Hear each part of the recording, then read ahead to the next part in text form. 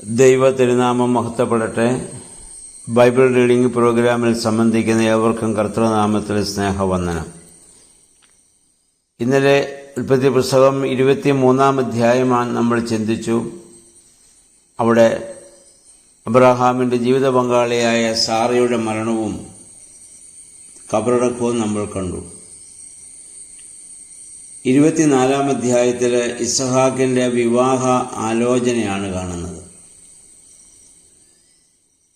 തൻ്റെ മകനെ ജീവിത പങ്കാളി നഷ്ടപ്പെട്ടെങ്കിലും പ്രായപൂർത്തിയായതിനാൽ അവനെ വിവാഹം കഴിപ്പിക്കുവാനുള്ള തീരുമാനം അബ്രഹാം ഇവിടെ എടുത്തതിനുള്ള ക്രമീകരണം ചെയ്യുകയാണ്. മനുഷ്യകുലത്തിന് ദൈവം നൽകിയ ദാനങ്ങളിൽ ഏറ്റവും ശ്രേഷ്ഠമായൊരു ദാനമാണ് ദാമ്പത്യം. തൻ്റെ സ്വരൂപവും സാദൃശ്യവും നൽകി സൃഷ്ടിച്ച മനുഷ്യൻ ഏകനായിരിക്കുന്നത് നന്നല്ല എന്ന് കണ്ട് ഇണയായി തുണയായി ജീവിത പങ്കാളിയായി സ്ത്രീയെ സൃഷ്ടിച്ച് അവനിലേക്ക് സംയോജിപ്പിക്കുകയും ദൈവം സംയോജിപ്പിച്ചതിനെ മനുഷ്യന് ഒരു നാളും വേർപെടുത്തരുത് എന്നുള്ള നിത്യമായ നിയമം കൊണ്ട് ദൈവം അവിടുന്ന് ഉറപ്പിക്കുകയും ചെയ്തു. ദൈവത്തിൻ്റെ സൃഷ്ടികർമ്മത്തിൽ ദൈവത്തോടൊപ്പം പങ്കുവഹിക്കുവാൻ ദൈവം നൽകുന്ന വിളിയാണ് ദാമ്പത്യത്തിലേക്കുള്ള വിളി എന്ന് പറയുന്നത്.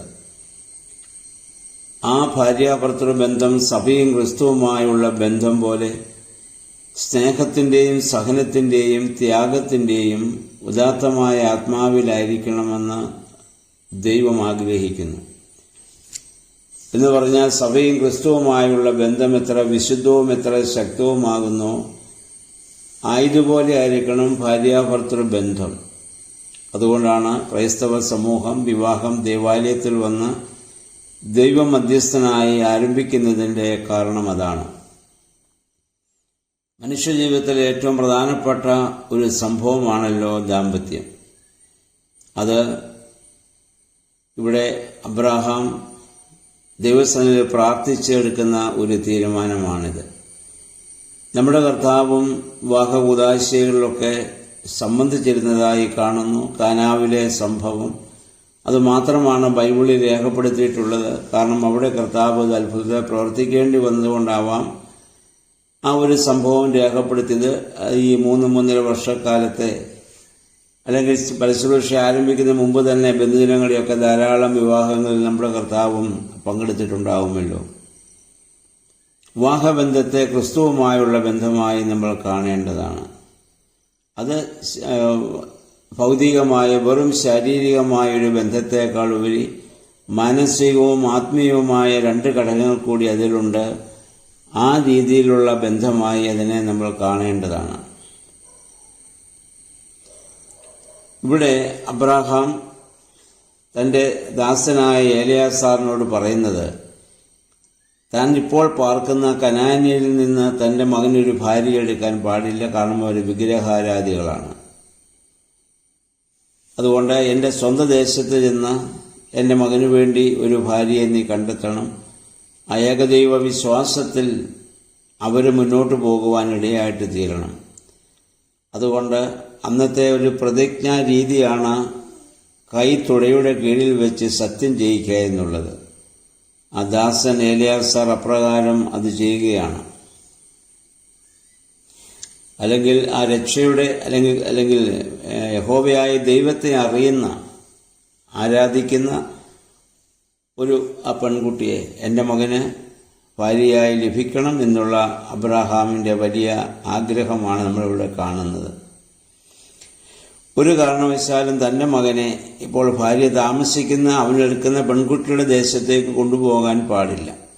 കാരണം അവിടെ ചെന്നാൽ അവനും സത്യവിശ്വാസമൊക്കെ വെടിയാൻ സാധ്യതയുണ്ട്. അവൻ തന്നോടൊപ്പം ആയിരിക്കണം എന്ന അബ്രഹാമിന് ഇവിടെ നിർബന്ധമുണ്ട്. അത് നമ്മൾക്കിവിടെ വായിക്കാൻ സാധിക്കുന്നുണ്ട്. അബ്രഹാമിനെ സംബന്ധിച്ചിടത്തോളം ഇസ്ഹാക്കിന് ഭാര്യ എടുക്കുമ്പോൾ അത് പൂർണ്ണമായും ദൈവഹിതമായിരിക്കണമെന്ന് അദ്ദേഹത്തിന് നിർബന്ധമുണ്ട്. അതുകൊണ്ടാണ് 7-ാം വാക്യത്തിൽ പറയുന്നു, ദൈവം നിനക്ക് മുൻപേ ദൂതനെ അയക്കും. അതാണ് അബ്രഹാമിൻ്റെ വിശ്വാസം എന്ന് പറയുന്നത്. നീ പൊയ്ക്കൊള്ളുക, നിന്റെ മുമ്പേ നിന്നോട് ചേർന്ന് അല്ലെങ്കിൽ നിനക്ക് മുമ്പ് ദൈവം തൻ്റെ ദൂതനെ അയച്ച് നിനക്ക് വഴി കാണിക്കുമെന്ന് പറഞ്ഞ് ഏലിയാസാറിനെ ഇവിടെ ധൈര്യപ്പെടുത്തി അയക്കുകയാണ്. ഇനി അങ്ങനെ ഏലിയാസാർ സത്യം ചെയ്തു പോവുകയാണ്. ഏലിയാസാർ ഒറ്റയ്ക്കല്ല, 10 ഒട്ടകങ്ങളെയും അതിനുള്ളതായ ആളുകളെയൊക്കെ കൂട്ടിയാണ്, അവരൊരു ടീമായിട്ടാണ് അങ്ങോട്ട് പോകുന്നത്. അപ്പോൾ ദൈവഹിതപ്രകാരം മുന്നോട്ട് പോകുവാൻ ആഗ്രഹിക്കുന്ന മനുഷ്യനെ ദൈവം മുന്നോട്ട് നയിക്കും. എന്നിട്ട് അവിടെ ചെന്ന് അവരവിടെ എത്തുന്നതായി നമ്മൾ വായിക്കുന്നുണ്ട്. അതിൻ്റെ 12-14 വാക്യങ്ങളിൽ ഏലിയാസാർ ഒരു പ്രാർത്ഥന നടത്തിക്കൊണ്ടാണ് പോകുന്നത്. കാരണം തനിക്ക് ശരിയായ ഒരു തിരഞ്ഞെടുപ്പ് നടത്തുവാൻ അബ്രഹാമിൻ്റെ കൂടെ വസിക്കുന്ന ദാസനായ ഏലിയാസാറിനും ദൈവത്തിലുള്ള വിശ്വാസം, അബ്രഹാമിൻ്റെ ആ വിശ്വാസത്തിൻ്റെ ഭാഗമായി അവനും ഇവിടെ മാറുകയാണ്. അതോടെ അവൻ പ്രാർത്ഥിക്കുന്ന ഇതാണ്: ഞാൻ ചെല്ലുമ്പോൾ കുടിക്കാൻ വെള്ളം ചോദിക്കുമ്പോൾ എൻ്റെ ഒട്ടകങ്ങൾക്ക് കൂടി വെള്ളം കൊടുക്കുന്ന ആ പെൺകുട്ടിയെ എനിക്ക് തിരഞ്ഞെടുക്കുവാൻ സാധിക്കണം. അതിന് നീ ഒരു അടയാളം എനിക്ക് കാണിച്ചു തരണം. ആ പ്രാർത്ഥനയോടുകൂടി തന്നെയാണ് ഏലിയാസാറും ഇവിടെ നിന്ന് പോകുന്നത്. നമ്മൾ വായിക്കുന്നു 15-16 വാക്യങ്ങൾ നമ്മൾ വായിക്കുന്നു. അവരവിടെ എത്തി. അപ്പോൾ ഇതാ റിബേക്ക വെള്ളം കോരാൻ വരുന്നു. അവൾ സുന്ദരിയായ പെൺകുട്ടിയായിരുന്നു. സൗന്ദര്യം ഒരു ദൈവത്തിൻ്റെ അനുഗ്രഹം തന്നെയാണ്. ഏലിയാസാർ പ്രാർത്ഥനയിൽ ആഗ്രഹിച്ചതുപോലെ അവൻ കുടിക്കാൻ വെള്ളം ചോദിച്ചപ്പോൾ ഒട്ടകങ്ങൾക്ക് വരെ വെള്ളം കോരിക്കൊടുക്കുവാൻ അവൾ ഇവിടെ തയ്യാറാവുകയാണ്. ഇവിടെ നമ്മൾ മനസ്സിലാക്കേണ്ടത്, ഈ വന്ന ആളുകൾ തനിക്ക് വിവാഹം നിശ്ചയിക്കുവാൻ വന്നവരാണെന്ന് മനസ്സിലാക്കിയിട്ടല്ല റിബേക്ക അനുകമ്പയായി അവരോട് പ്രവർത്തിക്കുന്നത്. ഈ അനുകമ്പ അവളുടെ ജീവിത സ്വഭാവമാണ്. ആ മനുഷ്യരാരാന്ന് പോലും അവൾ അവിടെ ചോദിക്കുന്നില്ല. എന്തിനു വന്നുവെന്ന് പോലും ചോദിക്കുന്നില്ല. നിങ്ങൾ എങ്ങോട്ട് പോകുന്നുവെന്ന് ചോദിക്കുന്നില്ല. തൻ്റെ മുന്നിൽ വന്ന ദാഹിക്കുന്നവർക്ക് വെള്ളം കൊടുക്കുക. അവന് മാത്രമല്ല, ഒട്ടകങ്ങൾ കൂടി വെള്ളം കൊടുക്കുവാൻ. നമുക്കറിയാം, ഒട്ടകം ധാരാളം വെള്ളം കുടിക്കുന്ന ഒരു മൃഗമാണ്. അത്രയും ഒട്ടകങ്ങൾക്ക് വെള്ളം കോരി കൊടുക്കണമെങ്കിൽ അവളൊരു കഠിനാധ്വാനി കൂടിയാണ്. അവൾ അനുകമ്പയുള്ളവളാണ്, കഠിനാധ്വാനം അവൾ ചെയ്യുന്നവളാണ്, അല്ലെങ്കിൽ അവൾ ദൈവസന്നിധിയിൽ പ്രാർത്ഥിക്കുന്നവളാണ്. അതുകൊണ്ടാണ് അപ്രകാരം ഒരു മനോഭാവത്തോടെ ഇവിടെ റിബേക്കായ്ക്ക് ജീവിക്കുവാൻ സാധിക്കുന്നത്. 27-ാം വാക്യം വരുമ്പോൾ ഇവിടെ ഏലിയാസാർ പറയുന്നു, യഹോവ എന്നെ നടത്തിക്കൊണ്ടുവന്നല്ലോ. അത് ആഗ്രഹമുള്ള ഹൃദയത്തെ, വിശ്വാസമുള്ള ഹൃദയത്തെ ദൈവം നടത്തും. ആ ദൈവത്തിൻ്റെ നടത്തിപ്പിനായി നമ്മൾ ആഗ്രഹിക്കുകയും പ്രാർത്ഥിക്കുകയും ചെയ്യണം. അപ്പോഴാണ് നടത്തിപ്പ് നമുക്കുണ്ടാവുന്നത്. 29-30 വാക്യങ്ങൾ വായിക്കുന്നു. അന്നത്തെ ആഭരണങ്ങളായ മൂക്കുത്തിയും സ്വർണവും ഒക്കെ അവിടെ റിബേക്കായെ അവിടെ അണിയിക്കുന്നുണ്ട്. അത് കണ്ടപ്പോൾ അപ്പനായ ലാബാന് ഏലിയാസാറിനെ തൻ്റെ ഭവനത്തിലേക്ക് വിളിക്കുകയാണ്. കാരണം അവൻ എന്നൊരു ബിസിനസ് മൈൻഡാണല്ലോ. ഇനി മുന്നോട്ട് വരുമ്പോഴും ലാബാന്റെ സ്വാർത്ഥതയെക്കുറിച്ച് നമുക്ക് പിന്നീട് കാണുവാൻ സാധിക്കും. അപ്പം അങ്ങനെ അന്നത്തെ രീതി അനുസരിച്ച് കാൽ കഴുകി അവരെ അവിടെ അത് ശുശ്രൂഷിക്കുന്നു. അപ്പം പക്ഷേ ഭക്ഷണം കഴിക്കാൻ ആവശ്യപ്പെടുമ്പോൾ ഏലിയാസാർ പറയുന്നു, എൻ്റെ യജമാനൻ്റെ കാര്യം അറിയിക്കാതെ ഞാൻ ഭക്ഷണം കഴിക്കുവാൻ ഞാനിവിടെ തയ്യാറല്ല. ആദ്യം തൻ്റെ ദൗത്യം ഇവിടെ പൂർത്തീകരിക്കണം. ഇവിടെ നമ്മൾ മനസ്സിലാക്കേണ്ടത്, ഈ ഏലിയാസാർ എന്ന ഈ മനുഷ്യൻ തന്നെക്കുറിച്ച് ഇവിടെ ഒന്നും പറയുന്നില്ല. പറയുന്നത് മുഴുവൻ തൻ്റെ യജമാനനെ കുറിച്ചാണ്. അബ്രഹാമിനെ കുറിച്ചും ഇസ്ഹാക്കിനെ കുറിച്ചാണ് അദ്ദേഹം ഇവിടെ പറയുന്നത് മുഴുവൻ. അതുകൊണ്ട് ഈ ഒരു സംഭവം യേശുക്രിസ്തു സഭയുമായുള്ള ബന്ധത്തിൽ വേണം നമ്മളിതിനെ വിലയിരുത്തുവാൻ. അതായത് മണവാളനായ ക്രിസ്തുവിന് വേണ്ടി മണവാട്ടിയായ സഭയെ പരിശുദ്ധാത്മാവ് തിരഞ്ഞെടുക്കുന്നതിൻ്റെ ഒരു ചിത്രമാണ് ഇവിടെ കാണുന്നത്. മണവാളനായ ക്രിസ്തുവിന് വേണ്ടി മണവാട്ടിയായ സഭയെ പരിശുദ്ധാത്മാവ് തിരഞ്ഞെടുക്കുന്നതിൻ്റെ ഒരു ചിത്രം ഈ സംഭവത്തിൽ നമുക്ക് കാണാൻ സാധിക്കും. ഈ ദാസന്റെ പ്രാർത്ഥന അഥവാ അവൻ്റെ ചുമതല തിരഞ്ഞെടുക്കുക എന്നുള്ളതാണ്. അത് കഴിയാതെ അവൻ ഭക്ഷണം കഴിക്കുകയില്ല. ഈ ദാസന് പറയാനുള്ളത് മുഴുവൻ യജമാനനെ കുറിച്ചും അല്ലെങ്കിൽ ആ ഇസ്ഹാക്കിനെ കുറിച്ചും അവന്റെ പിതാവായ അബ്രഹാമിനെ കുറിച്ചും മാത്രമാണ്. ഇവിടെ ഇസ്ഹാക്ക് യേശുക്രിസ്തുവിന്റെ ഒരു മുന്നോടിയായി ഇസ്ഹാക്കിനെ കാണാൻ സാധിക്കണം. കാരണം അവന്റെ ജനനം ഒരു അത്ഭുതകരമായ ഒരു ജനനമാണ്. തന്റെ മാതാപിതാക്കൾ വാർദ്ധക്യമായപ്പോൾ താൻ ജനിച്ചവനാണ്. അതിനുശേഷം താൻ നേരിട്ട ശോധനകൾ, മരണത്തെ വരെ മുഖാമുഖം കണ്ടു. അപ്പൻ തന്നെ യാഗമർപ്പിക്കാൻ കൊണ്ടുപോയത് നമ്മൾ കണ്ടു. ഇന്നിതാ തന്നെ വിവാഹ ജീവിതത്തിലേക്ക് ഇവിടെ വഴി നടത്തുകയാണ്. അവിടെ നമ്മൾ മനസ്സിലാക്കേണ്ടത് ഇസ്ഹാക്കിന്റെയും പൂർണ്ണമായ ദൈവസന്നിധിയിലുള്ളതായ ഒരു സമർപ്പണം, അതിനെക്കുറിച്ചൊക്കെയാണ് എലിയാസാർ ഇവരോട്, ലാബാനോടും അവന്റെ ഭവനത്തോടും ഇവിടെ വന്ന് പറയുന്നത്. ഇനിയും നമ്മളിവിടെ കാണുവാൻ പറ്റുന്നത് ദൈവഹിതപ്രകാരം മുന്നോട്ട് പോകുവാൻ ശ്രമിക്കുന്ന മനുഷ്യനെ ദൈവം ഹിതപ്രകാരം തന്നെ ദൈവം മുന്നോട്ട് നയിക്കുമെന്നുള്ളതാണ്. 38 മുതൽ 49 വരെയുള്ള ഭാഗങ്ങളിൽ എലിയാസാർ ഇതുവരെയുള്ള കാര്യങ്ങളൊക്കെയും അവരെ വിവരിച്ച് കേൾപ്പിക്കുന്നു.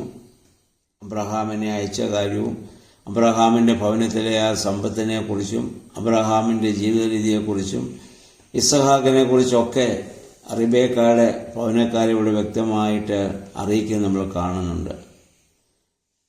അപ്പോൾ 50-51 വാക്യങ്ങളിൽ ഇവിടെ എൻ്റെ കൂടെ അയക്കണമെന്ന് പറയുമ്പോൾ അവരുടെ വീട്ടുകാർ പറയുന്നൊരു വചനമുണ്ട്.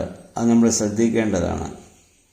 അതായത് ലാബാനും സഹോദരനായ ബെഥൂരും കൂടി പറയുന്നത് യഹോവയാൽ വരുന്നു, അതുകൊണ്ട് നിന്നോട് നന്മയോ തിന്മയോ ഞങ്ങൾ പറയുന്നില്ല. ഇതാ ബാല നിൽക്കുന്നു, അവളെ നീ കൂട്ടിക്കൊണ്ടു പോകാം.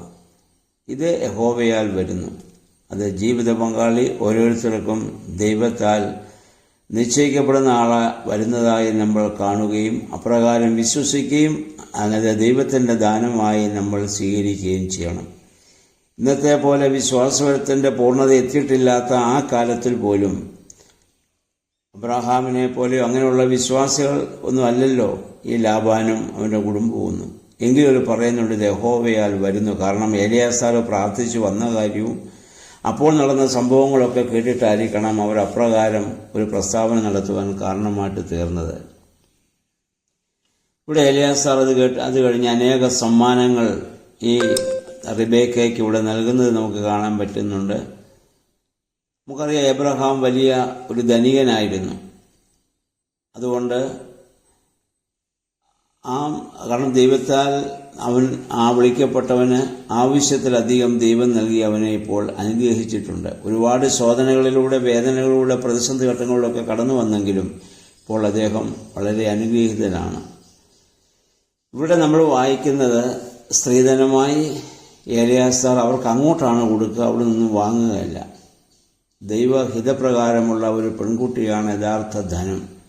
ഇന്ന് പലരും ആ മനോഭാവമൊക്കെ മാറിയിട്ട് മറ്റ് ചില സാമ്പത്തിക ലാഭങ്ങളൊക്കെ കണ്ടുകൊണ്ടാണ് പലപ്പോഴും ദാമ്പത്യത്തിലേക്ക് പ്രവേശിക്കുക. ആ രീതി ഒരിക്കലും ദൈവികമല്ല. ജീവിത പങ്കാളി ദൈവം തരുന്ന ദാനമാണ്, അതിനേക്കാൾ വലിയ ദാനമില്ല എന്ന ബോധ്യം എവർക്കും ഉണ്ടാക്കേണ്ടതാണ്. അപ്പോൾ ലാബാനും അവൻ്റെ സഹോദരനും കൂടെ പറയുന്നുണ്ട്, ഞങ്ങൾ പെൺകുട്ടിയെ അയക്കാം, 10 ദിവസം കൂടി അവളിവിടെ പാർക്കട്ടെ. പക്ഷേ എലിയാസാർ അത്രയും ദിവസം ഇവിടെ താമസിക്കാനാവില്ലല്ലോ. അപ്പോൾ അത് കഴിഞ്ഞപ്പം എലിയാസാർ പറഞ്ഞു പെൺകുട്ടി എൻ്റെ കൂടെ അയക്കണം. അപ്പോൾ ഒരു കാര്യം ചെയ്യുന്നുണ്ട്, ഇവിടെ റിബേക്കായുടെ അഭിപ്രായം ചോദിക്കുന്നുണ്ട്. അഭിപ്രായം കേട്ട ഉടനെ തന്നെ അവൾ തീരുമാനമെടുക്കുന്നു, ഞാൻ ഇപ്പോൾ തന്നെ പോവുകയാണ്. നമ്മളും നമ്മുടെ ജീവിതത്തിൽ ദൈവത്തെക്കുറിച്ചുള്ള കാര്യങ്ങളിൽ പെട്ടെന്നാണ് നമ്മൾ തീരുമാനമെടുക്കേണ്ടത്. കർത്താവ് ശിഷ്യന്മാരെ വിളിച്ചപ്പോൾ വീട്ടിൽ പോയി ആലോചിച്ചിട്ട് വരാമെന്ന് അവരാരും പറഞ്ഞില്ല. വലയും വള്ളവും എല്ലാം ഉപേക്ഷിച്ച് അപ്പോൾ തന്നെ അവർ യേശുവിനെ അനുഗമിക്കുകയാണ് ചെയ്തത്. അബ്രഹാമിനെ വിളിച്ചപ്പോഴും അബ്രഹാം ഉടൻ തന്നെ ഇറങ്ങിച്ചെല്ലുകയാണ്. അപ്പം വേദപുസ്തകത്തിൽ മുഴുവൻ നമുക്ക് കാണാൻ പറ്റുന്ന ഇതാണ്, ദൈവവിളിയോട് പെട്ടെന്ന് പ്രതികരിക്കുന്ന ഒരു മനോഭാവം. അതാണ് ദൈവത്തിന് ആവശ്യമായിട്ടുള്ളത്. ഇവിടെ ഇസ്ഹാക്കിനെ കുറിച്ച് ഇത്രയും സമയം കൊണ്ട് റിബേക്ക എലിയാസാറിൽ നിന്ന് ധാരാളം കേൾക്കുവാൻ കാരണമായിട്ട് തീർന്നിട്ടുണ്ട്. അതുകൊണ്ടാണ് അവൻ്റെ കൂടെ വസിക്കുവാനുള്ള ഒരു തീരുമാനം പെട്ടെന്നെടുക്കുവാനായിട്ട് അവൾക്ക് സാധിച്ചത്. ഇതുപോലെ മണവാളനായ ക്രിസ്തുവിനെക്കുറിച്ച് നാമം ജനിച്ചപ്പോൾ മുതൽ സുവിശേഷത്തിലൂടെ ധാരാളം നമ്മൾ കേട്ടിട്ടുണ്ട്. ഇനി ആ കർത്താവിൻ്റെ കൂടെ വസിക്കുവാനുള്ള തീരുമാനം ഉടൻ തന്നെ നമ്മൾ എടുക്കേണ്ടതാണ്. കർത്താവിൻ്റെ കൂടെ വസിക്കുക എന്ന് പറഞ്ഞാൽ ആ ദൈവത്തിൻ്റെ വചനം വായിക്കുവാനും ധ്യാനിക്കുവാനും അവനെ ആരാധിക്കുവാനും അവൻ്റെ സാന്നിധ്യത്തിനായി നമ്മൾ പ്രതീക്ഷിക്കേണ്ടതാണ്. ഇവിടെ നമുക്ക് ഈ യാത്രയെ ക്രൈസ്തവ ജീവിതത്തിൻ്റെ യാത്രയായി വേദപണ്ഡിതന്മാർ വ്യാഖ്യാനിച്ചിട്ടുണ്ട്. നമുക്കറിയാം, ഇവരുടെ യാത്ര ഒട്ടകപ്പുറത്താണ്. മരുഭൂമിയിലൂടെയുള്ള വലിയ യാത്രയാണ്. അത് അത്ര സുഖകരമായ ഒരു യാത്രയല്ല. എന്നാൽ ഈ യാത്രയെ സുഖകരമാക്കിയത് എന്താണ്?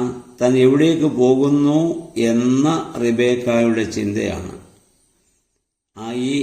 ഈ കാഠിന്യമേറിയ ഈ മരുഭൂമിയിലൂടെ യാത്ര ചെയ്യുവാൻ പ്രേരിപ്പിക്കുന്നത്. ഏകദേശം വേദപണ്ഡിതന്മാരുടെ അഭിപ്രായം 700 കിലോമീറ്റർ ദൂരമാണ് ഇനി അവർക്ക് യാത്ര പോകേണ്ടത്.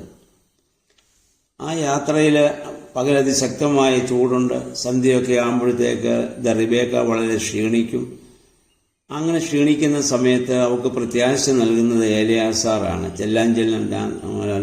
അല്ലെങ്കിൽ റിബേക്ക ചെല്ലുന്ന ഭവനം, അവിടെ ലഭിക്കാൻ പോകുന്ന സ്വീകരണം, അവരുടെ സ്നേഹം, അവരുടെ ആ എല്ലാ കാര്യങ്ങളെക്കുറിച്ചും എലിയാസാർ പറയുമ്പോഴാണ് റിബേക്ക വീണ്ടും ഉണർവുള്ളവളായിട്ട് തീരുന്നത്. ഇതുപോലെ പ്രിയമുള്ളവരെ, നമ്മുടെ ജീവിതയാത്രയിലും ക്ലേശങ്ങളും നിരാശകളും ദുഃഖങ്ങളും പ്രതിസന്ധി ഘട്ടങ്ങളും ഒക്കെ നമുക്കുണ്ടാകുമ്പോഴും പരിശുദ്ധാത്മാവാകുന്ന എലിയാസാർ നമ്മെ ബോധിപ്പിക്കുന്നു ക്രിസ്തു ആരാണ്, അവിടെ ചെല്ലുമ്പോഴുള്ള സന്തോഷത്തെക്കുറിച്ച്. അപ്പോൾ വീണ്ടും വീണ്ടും പ്രത്യാശയോടെ നമുക്ക് ഇതിനെയൊക്കെ അതിജീവിക്കാൻ സാധിക്കുന്നത് ഈ എലിയാസാറാകുന്ന പരിശുദ്ധാത്മാവ് നമ്മെ ഇതൊക്കെ ബോധിപ്പിക്കുന്നത് കൊണ്ടാണ്. അത് ആ ബോധ്യം മനസ്സിലാകണമെങ്കിൽ ആ എലിയാസാറിൻ്റെ വാക്കിന് നമ്മൾ ചെവി കൊടുക്കണം, ശ്രദ്ധയോടെ കേൾക്കണം. അത് വേദപുസ്തകം വായിക്കുകയും ധ്യാനിക്കുകയും പ്രാർത്ഥിക്കുകയും ചെയ്യുമ്പോൾ ആ ശ്രദ്ധ, ആ സമർപ്പണമാണല്ലോ നമ്മിൽ ഉണ്ടാവുന്നത്. ഇപ്പോൾ ക്രിസ്തുവിൻ്റെ പിന്നാലെയുള്ള അനുഗമനം ഒട്ടകപ്പുറത്തുള്ള യാത്ര പോലെ തന്നെയാണ്.